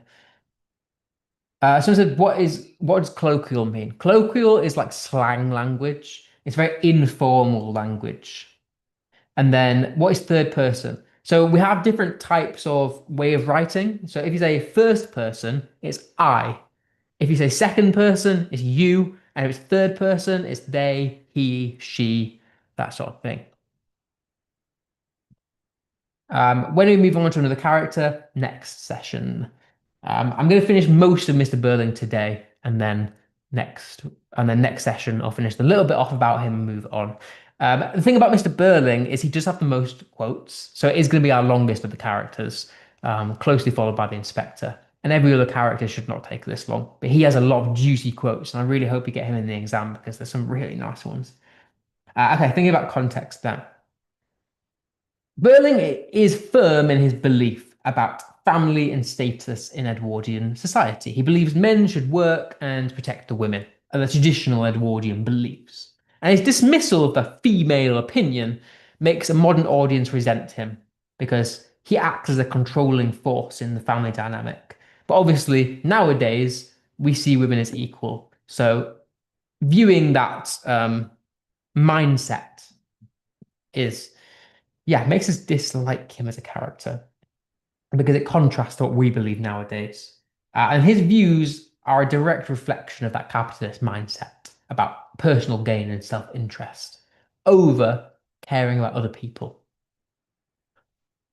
Again, the morality play. This is going to keep cropping up for every single character, because this play is structured as a morality play. his statement mirrors his own downfall in the play. The fact that he ignored the pleas of the women workers. Structurally, the audience are being set up so that we dislike him. But he is given a chance to repent. So he's being set up here so that he's going to get a chance to repent by the inspector. He's not going to repent, and we dislike him. So he represents the seven deadly sins, specifically the sins of pride, greed, and sloth. And then you also could link that to the subverted crime genre. The fact that Mr. Burling is a typical suspect. Yes, there's not a legal crime, but he is still a suspect in the suicide of Ela Smith. And his statement reveals his motive, that he's self-invested. He's got a desire for power. He doesn't care about anyone else but himself. So his crime is not a legal one, but is definitely one of morality. And he fails ethically to care for others. And as the jury, the audience, judge his moral choices. And this emphasizes Priestley's moral message as it encourages us to care for one another and see the need for social responsibility by observing the consequences of selfish greed. Okay. Could you say that Mr. Burling is avaricious? Absolutely, and that's a really nice high-level word. At the end of the character analysis for Mr. Burling, I'm going to give you some grade 8, 9 words, and avaricious is a really nice one.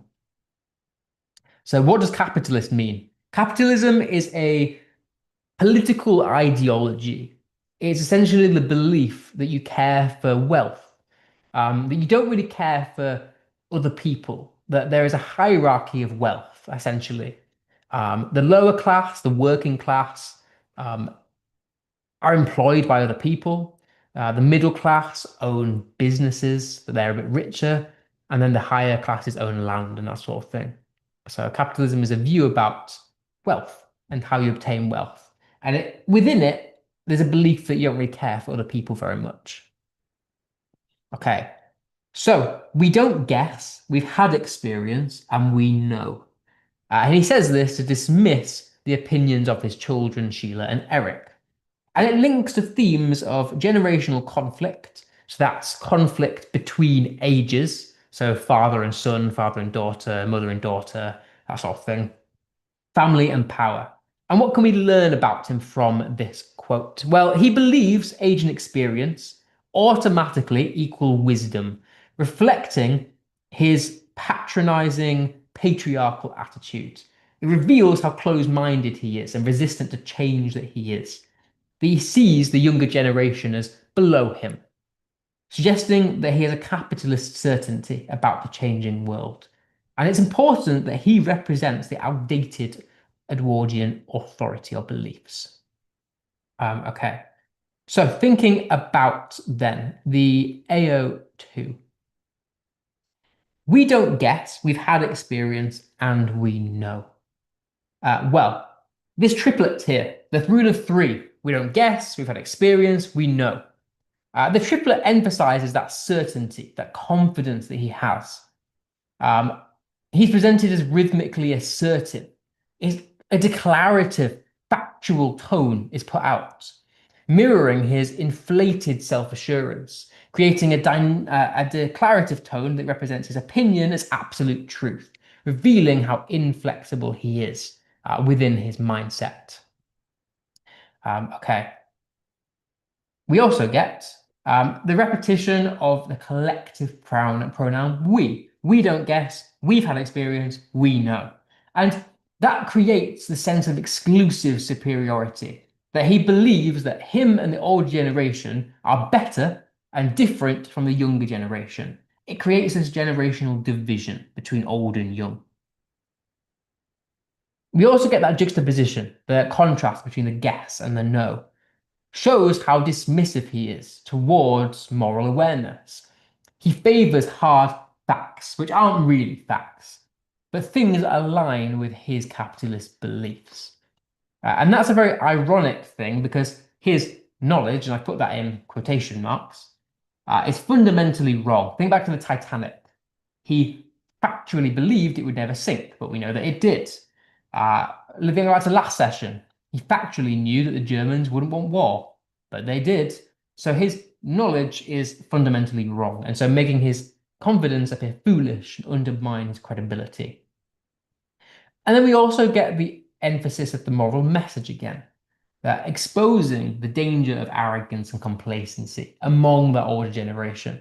And through Burlington's guided certainty, Priestley warns the audience that truth and wisdom comes from social conscience, not automatically from age or status. And so it reinforces the socialist call for collective responsibility. Essentially, the quote is showing us that he thinks he's right because he's older, and he thinks that he's automatically granted respect because of his age. Someone actually made a really interesting point. Wasn't he a child once too, but doesn't that mean he thinks badly of his younger self? That is a really interesting point to raise, because potentially, maybe not, because when he was younger, socialism wasn't really coming about. So he probably, I think he was surrounded by more capitalism anyway. And so he probably grew up learning and thinking that capitalism was right. So he probably doesn't, I mean, he's so self-absorbed, he probably doesn't think badly of his younger self. He just can't really apply that same logic to his own kids. Okay. Now, this quote shows that Mr. Burling is trying to regain power from the inspector. He says, I ought to warn you that the chief constable is a friend of mine. We play golf together. And he also says, I don't like your tone, nor the way you're handling this inquiry. Now, I didn't think there was that much to pull out of this quote, hence why I've included them both together in one paragraph. So I apologize for the amount of text, but I didn't think it was worth spending time on them alone. So Priestley presents Mr. Burling as a man desperate to reassert control when he is losing it in the face of the inspector's moral dominance. And that modal verb of the ought, you ought to warn, I ought to warn you, and the verb warn almost creates like a threat. He's trying to intimidate the inspector by exposing his belief that class and influence can shield him from accountability, which we know is wrong. The idea of golf also symbolizes upper class privilege and corruption. You know, he's saying like, oh, I play golf with the police constable, almost presenting that like he's indestructible just because he played golf. It's very naive, a naive way of thinking. His complaint about the inspector's tone employs a condescending and defensive tone, as Burling tries to reclaim conversational control, but his frustration instead exposes his own insecurity and loss of power. Priestley uses this power struggle to underline his socialist message again, that morality and truth cannot be controlled by class or wealth. To a post-World War II audience, Burling's arrogance and attempts to dominate the inspector would appear outdated and hypocritical, reinforcing the need for social equality. Okay. Now, upon learning of his crime, the fact that his sacking of Edith Smith was partly what led to her committing suicide, his first response is, I've got to cover this up as soon as I can. A very unempathetic response to the situation, I hope you would agree. So thinking about the AO1, what do we learn from him from this quote? Well, we know, if you don't already by now, that he's very selfish and has no sense of morality. Instead of feeling remorse, instead of feeling guilty about what he did, his instinct is to protect himself, his reputation. He cares more about reputation than he does about Eva Smith's well-being. And so that shows how unethical he is. Because rather than feel guilt or compassion, he thinks about his own selfish losses. And so it demonstrates how corrupt and how much of a hypocrite he is. Thinking about the language, you get this modal verb that he's got to cover it up. Almost like he's urgent and he's desperate. He's got a primal drive for self-preservation. And that idea of covering it up creates the imagery of concealment. Almost like he's trying to hide the truth, which is very heavily related to the crime genre, because the truth will always come to light, no matter how you try and hide it. So both literally and metaphorically over his public image. And again, that first person pronoun as well. He's egotistical. He only cares about himself. And that fast pace mirrors how panicked he is and how much loss of control he's got, which contrasts to how slow paced he was earlier and how confident he was earlier. So thinking about the context then, well, to a post-World War II audience, it would reinforce the moral message of the play. Because we know and we learn that individuals must take responsibility for their actions rather than conceal their wrongdoing. And so his refusal to confess or to change aligns him with the morality play again, that he is a sinner who must repent. Okay.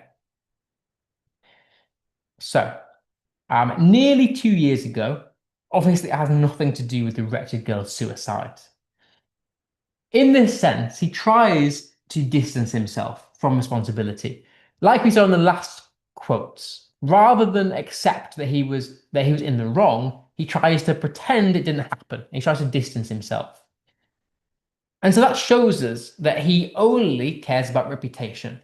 He's arrogant, he's morally blind, he denies responsibility. I hope you're seeing that there's a repetition and there's themes of repeated things here. He's arrogant, he's pompous, he's morally blind, he doesn't care about other people, he doesn't care about taking responsibility. And so this quote very heavily links to his lack of guilt and morality. And he's represented as cold, dismissive, morally detached. He's prejudiced against class, and he has a refusal to change. Okay.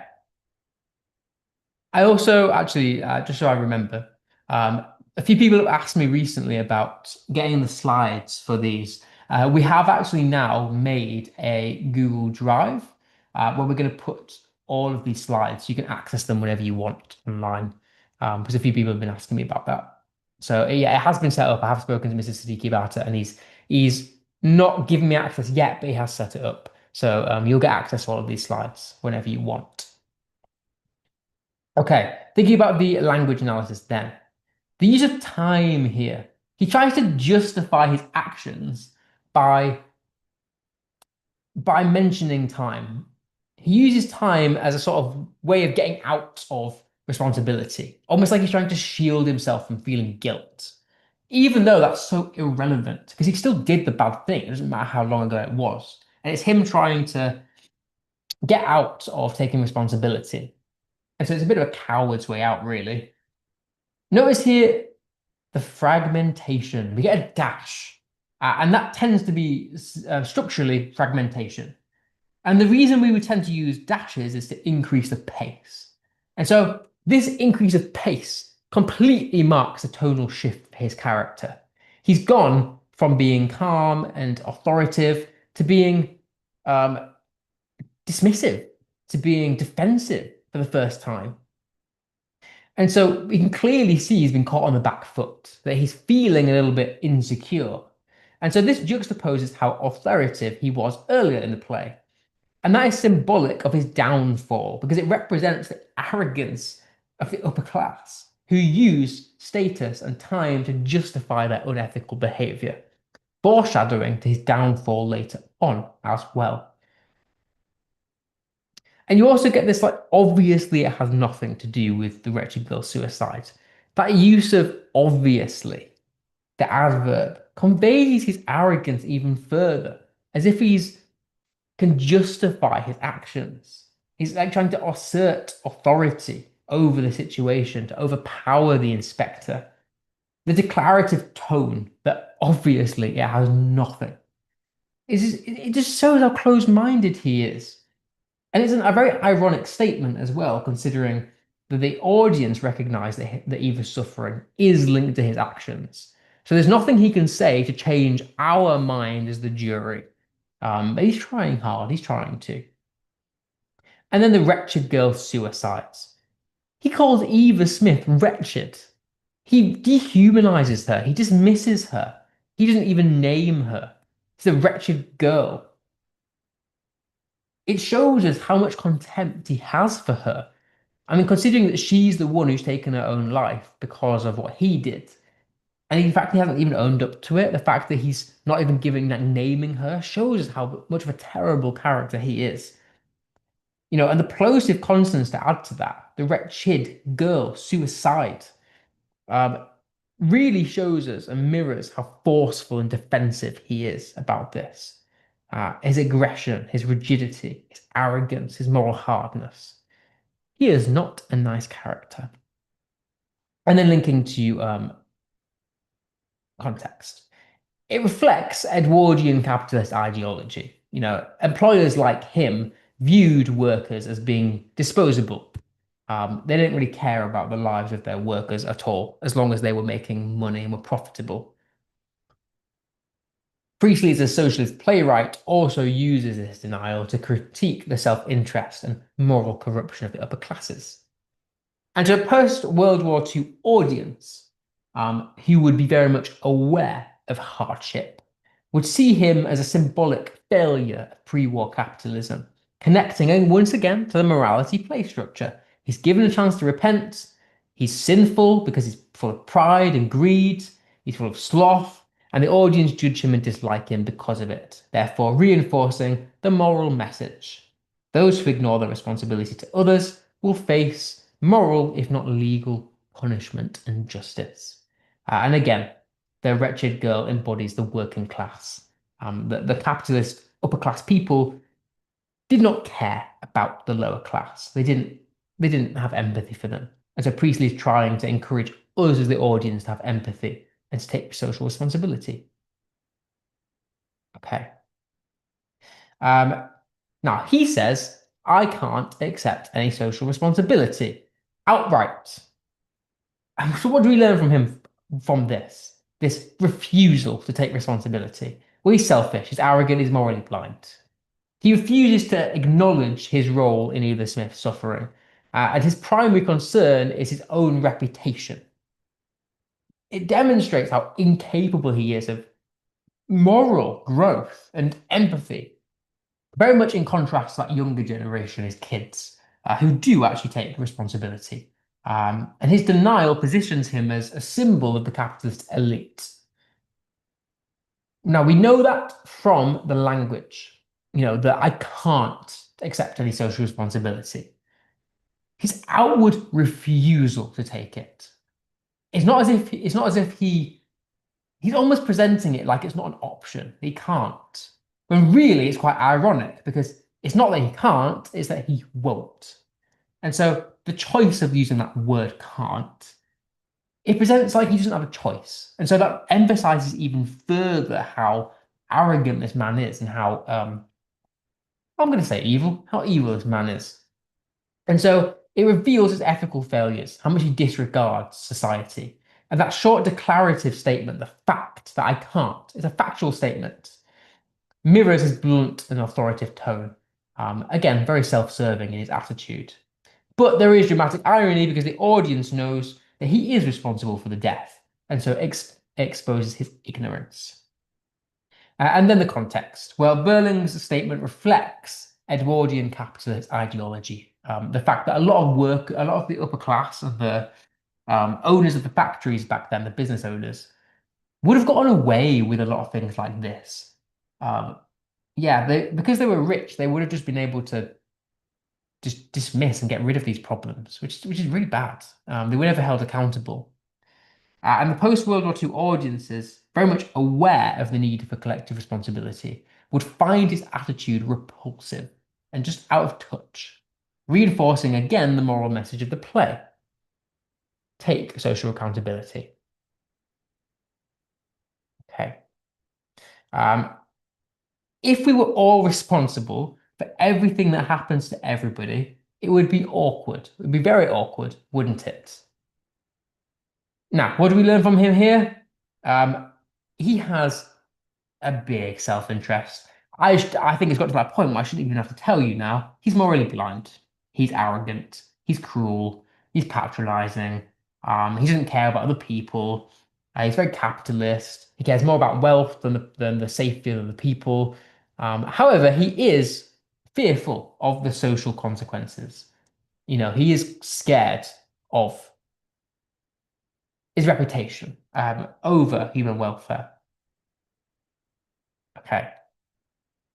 So thinking about language analysis then, if we were all responsible for everything that happens to everybody, It would be very awkward, wouldn't it? Firstly, look at this conditional phrasing, that if we were all. He's almost presenting this as a hypothetical situation, making it appear as ridiculous and absurd.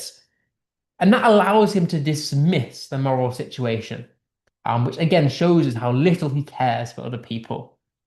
The exaggeration through the hyperbole here, that everything that happens to everybody. He's presenting this one situation on a global scale, almost saying, you know, that he's got a reason to dismiss or mock ethical duty. His tone is very casual. He's emotionally detached. He has no empathy. The fact that he can't just be present in this situation shows us how little he cares. They would be very awkward. Again, this informal colloquial language is there to trivialize moral obligation. He only cares about himself. The fact that he thinks it's going to be awkward, I mean, a girl has just died, and he cares about how awkward it's going to be for him and his life and his reputation. Really shows us how arrogant and how self-absorbed this man is. Wouldn't it? The rhetorical question frames responsibility as inconvenient, like it's a problem, like it's an obstacle for him, emphasizing how condescending and how dismissive he is of other people. And then if you wanted to get a high level answer, there's a lot of fricative consonants within this quote, emphasizing almost how sneering he is, how condescending his tone is. The sounds audibly cut through you, patronize you, and symbolize the sharpness of his ego and his moral hardness and his arrogance. Okay, and then the context, as always. If we're all responsible for everything that happens to everybody, it'll be very awkward. Well, once again, he's an Edwardian capitalist. He prioritizes self-interest and reputation. And it serves as dramatic irony for a post-World War II audience who understand the need for collective responsibility and social reform.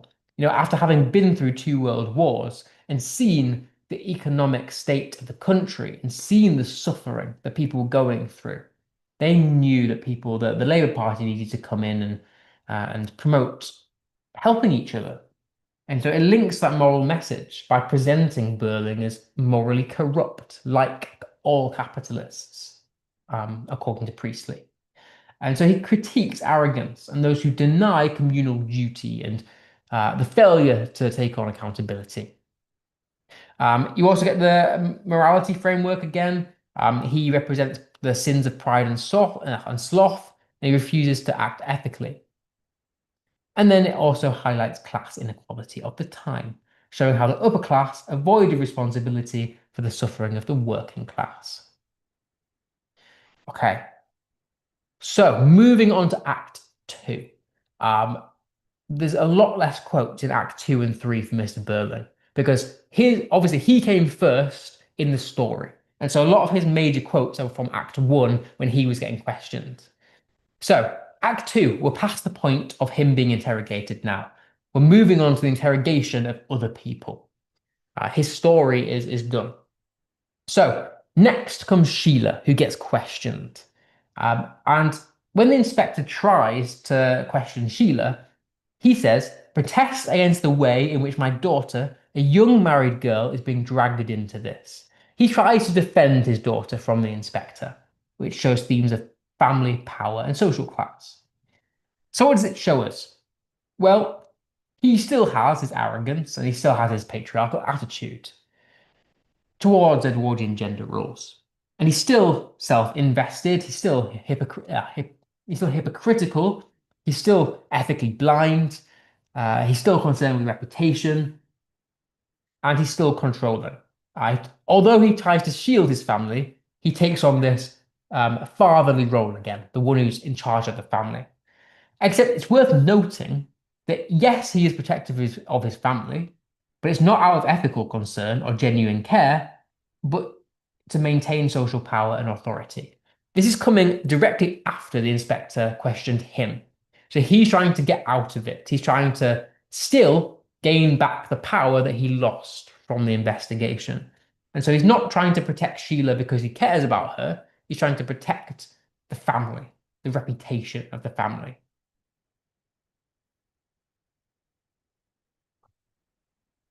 Okay.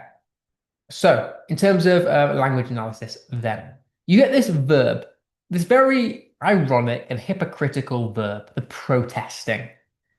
He's trying to assert power back. But it's ironic because wasn't it Eva Smith that protested in his factory to get higher wages? When he protests, it's fine. When Eva Smith protested, it's bad. So this just shows us how he doesn't really care about his daughter. He doesn't care about Sheila. He's doing this for reputation. He's self-serving. When he's struggling, he's allowed to protest. When other people are struggling, he dismisses it as being stupid. So it's hypocritical because Eva Smith protested for higher wages. And so that's a good structural point. When she protested, she advocated for justice and fairness. When he protests, he all he cares about is self-preservation. And so that juxtaposition between what she protested for and what he protested for shows he's got double standards, he's self-invested. He condemns any challenge to the family's reputation while dismissing the legitimate struggles of his workers. He is morally blind and hypocritical and values status over ethical responsibility. The juxtaposition here between the daughter and the young married woman highlights again the patriarchal concern for innocence and social propriety, whilst devaluing and dehumanizing Eva Smith. He is biased of class. Sheila symbolizes the upper class daughter, whereas Eva Smith symbolizes the working class. And it's ironic because Eva is also an unmarried young girl. So the fact that he's calling Sheila, he's trying to use this as a defensive point in order to gain power from the inspector and show her innocence is ironic because when Eva does this, and she is a young unmarried girl, nobody helps her. So why should they help Sheila just because she's a young unmarried girl? This exposes the fact that he sees his family as being superior to those below them in class. Its argument is flawed. And then this dragged as well. The verb, it's almost a sense of force and injustice, dramatizing the fact that she's being taken into the investigation. He sees the questioning as an attack on family dignity, which is emphasized by that plosive consonants, creating aggression and control, tension and conflict, highlighting the power struggle. And then the context. Firstly, the Labour protests. Eva Smith represents the working class, and they protested in reality about fair wages and better conditions. And the key example of that is the 1926 general strike, which the audience would have been aware of at the time. So Berling's indignation at Sheila's involvement in Eva's life contrasts with his own responsibility for Eva's dismissal and the strikes at his factory, highlighting his hypocrisy. And to a post-World War II audience familiar with the labour struggles and social reform, his attitude would appear callous, self-serving, and morally reprehensible. He also, as always, represents capitalist beliefs. He prioritizes status over the well-being of others. He doesn't care about accountability. He doesn't care about responsibility or morality. And so Priestley critiques the fact that he's morally blind, shows him as being a failure of capitalism in order to promote and get the audience to believe in social values and fairness. Okay, and then also Berling's family focus, so his protective patriarchal attitude towards Edwardian norms, where men controlled female family members and guarded their social reputations. And this contrasts sharply with Eva Smith, a working class woman whose voice is ignored. Okay, right, we'll do one more quote and then we'll call that, and then we'll call it a day. So, when Sheila hears about her involvement in Eva Smith's death, her response is very different to Berling's. She responds with empathy. She gets quite upset about it. She gets quite guilty and guilt-ridden by it. She feels bad. She sympathizes with Eva. And Berling's response to that, to her upset, is what's the matter with that child? Now, that should tell you a lot about what kind of man he is. And it should emphasize my previous point about the fact that he doesn't care about Sheila, he cares about about how people are going to view the family. And this quote is a good support for that. Because when she appears sad, as if she's almost admitting that she was in the wrong, he disowns her. It's a very weird thing, and it shows us that he's rigid. Um, he's not in touch with moral growth like the young generation are. Um, he has no moral understanding like Sheila does, and so you get that generational conflict there because the young represent the people who can admit that when they're wrong, the people who feel guilty, who want social justice, whereas he's the older generation, the people who are, only care for themselves. So thinking about the language then, you get this ambiguous language, the matter. Well, the matter is that she was involved in someone's death, but he almost tries to underplay that a little bit with this almost euphemistic language. So you get the noun matter, which reflects Berling's tendency to question Sheila's judgment rather than address the moral issue. And so that creates an emotional and moral distance by labeling her reaction as, being over the top. He undermines her authority and voice, signaling that hierarchical structure again. And it creates that generational tension because it creates a rift between what the old generation symbolized, which is arrogance and dismissal, to what the younger generation symbolized, which is moral awareness. And therefore, it foreshadows societal conflict. You also get this rhetorical question, showing how impatient he is and how in disbelief he is about how Sheila is acting. He's disconnected from morality. He doesn't understand why she's upset. He devalues the struggles of the lower class, and that creates conflict in his own family because Sheila and Eric care, and he does not. Notice the disassociation in the language. That child. It's his daughter, and he's referring to her as that. Like the pronoun that he uses creates emotional distance. He frames Sheila as this other. Like he almost disowns her by her reaction or because of her reaction, seeing her as not equal in moral or social authority. He infantilizes her. He makes her seem like a child, emphasizing his patriarchal authority and his view of youth as intellectually or morally inferior, that they're stupid and ridiculous of their beliefs. And the use of the noun child trivializes her grief and her guilt, as he sees it as ridiculous, creating a very dismissive, controlling, and condescending tone. And then to finish, you also get this fricative consonance again, and you notice that a lot with Mr. Berling. And that's there to emphasize that critical and mocking tone, almost that he sees her reaction as a nuisance, as an obstacle, which symbolically, those harsh sounds reinforce the tension and the conflict within the family, highlighting the growing generational and moral rift. Okay. We'll finish there for today. I want to quickly note that there will not be a session next week because I am not here. So we're going to miss a week. In 2 weeks' time, we'll be back to finish Mr. Berling. But I'll stay around for a couple of minutes if anyone has any questions. But otherwise, have a nice couple of weeks off. And then we'll come back and we'll finish Act 2 and Act 3, Mr. Berling. And then we won't spend as long on other people, on other characters. Okay, right. Let's see what is here. After we finish Inspector Calls, will you be doing a Christmas Carol? I am not going to be doing a Christmas Carol purely because I would not be the right person to teach a Christmas Carol. I don't, I've never taught that book, and I would be doing you a disservice if I was to try and teach a Christmas Carol.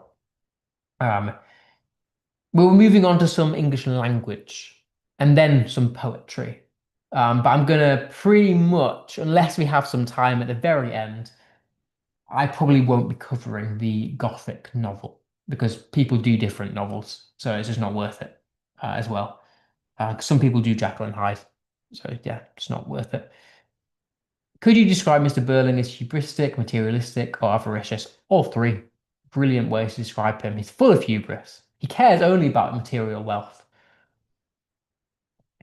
Will we have finished Inspector Calls by Christmas? I'm hoping. The fact that it's taken me a lesson longer than I hoped to do Mr. Burling does not leave me with hope. But potentially. If not, will only be a couple of sessions running over.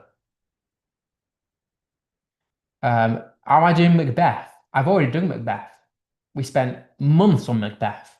However, the slides for Macbeth will be made available to you for you to go back and look at those.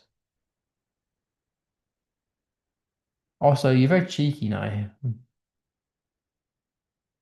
Did you work out what it was in the end? Did you find me?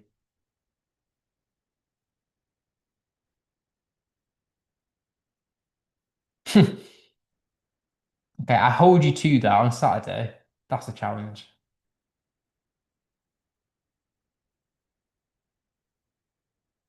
You'd be wrong. Okay, cool. If there's no more questions, have a nice couple of weeks off. And for those of you that I'm going to see, um, have a nice few days. Right, cool. See you everyone.